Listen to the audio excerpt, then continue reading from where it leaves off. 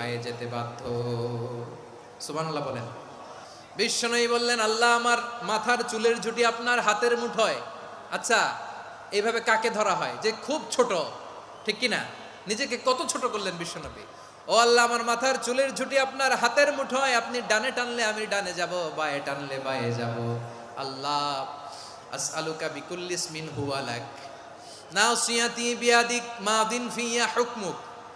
আপনার নির্দেশ আমার উপর কার্যকর হবেই হবে। আদলুন ফিয়া কাদাউক, আপনার ফয়সালা, যেই ফয়সালাই আপনি আমার জন্য করেন এটাই ইনসাফ। সুবহানাল্লাহ বলেন। আমরা আল্লাহর ফয়সালায় সন্তুষ্ট হতে চাই না। কত কমপ্লেইন, আল্লাহ তুমি এটা দিলা না, ওইটা পাইলাম না, ওইটা হইল না রে, এরকম অভিযোগ কমপ্লেইন আমাদের আছে না নাই? আর বিশ্বনবী বলতেন আদলুন ফিয়া কাদাউক, আল্লাহ আমার জন্য তোমার যেটা ফয়সালা এটাই সবচেয়ে শ্রেষ্ঠ ইনসাফ, এর চেয়ে ইনসাফ আর হতে পারে। এভাবে কায়মনোবাক্যে আল্লাহর কাছে বিশ্বনবী দোয়া করতেন।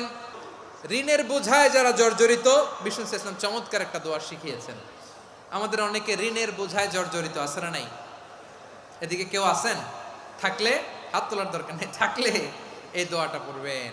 এক সাহাবীর নাম আবু উমামা, নামাজের ওয়াক্ত ছাড়া উনি মসজিদে যেয়ে বসে আছে। বিশ্বনবী বললেন, কিরে আবু উমামা, নামাজের তো ওয়াক্ত হয় নাই, মসজিদে কি?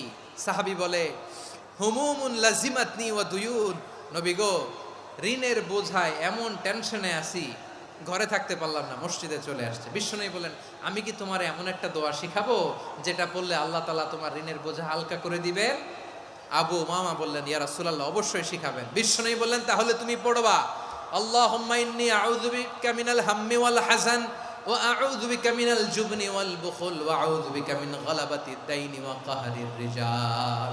ও আল্লাহ, তোমার কাছ থেকে দুশ্চিন্তা থেকে পানা চাই, কৃপণতা, ভীরুতা, অলসতা, কার্পণ্যতা, এই সব কিছু থেকে, মানুষের কঠোরতা, আমার উপর মানুষের আধিপত্য এবং ঋণের বোঝা থেকে পানা চাই।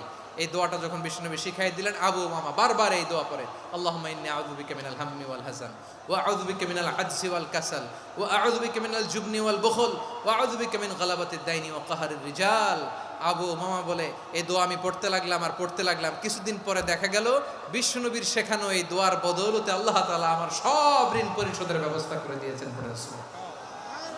পড়বেন পড়বেন। আমার প্রিয় পটুয়াখালীর ভাইয়েরা, বিশ্বনবীর জামাতা সাইয়্যিদিনা আলী রাদিয়াল্লাহু তাআলা আনহুর কাছে এক লোক এসে বলে, হে আলী, ঋণের বোঝায় আমি জর্জরিত, আমার কিছু অর্থ দিয়ে সাহায্য করো। সাইয়্যিদিনা আলী রাদিয়াল্লাহু তাআলা আনহু বললেন, আমি কি তোমারে এমন একটা দোয়া শিখাবো যেটা বিশ্বনবী আমাদের শিখিয়েছেন? এই দোয়া যদি তুমি পড়ো, লাউ কানা আলাইকা মিসলু জাবালিন কাবীরিন দাইনান আদাল্লাহু আনকা, পাহাড়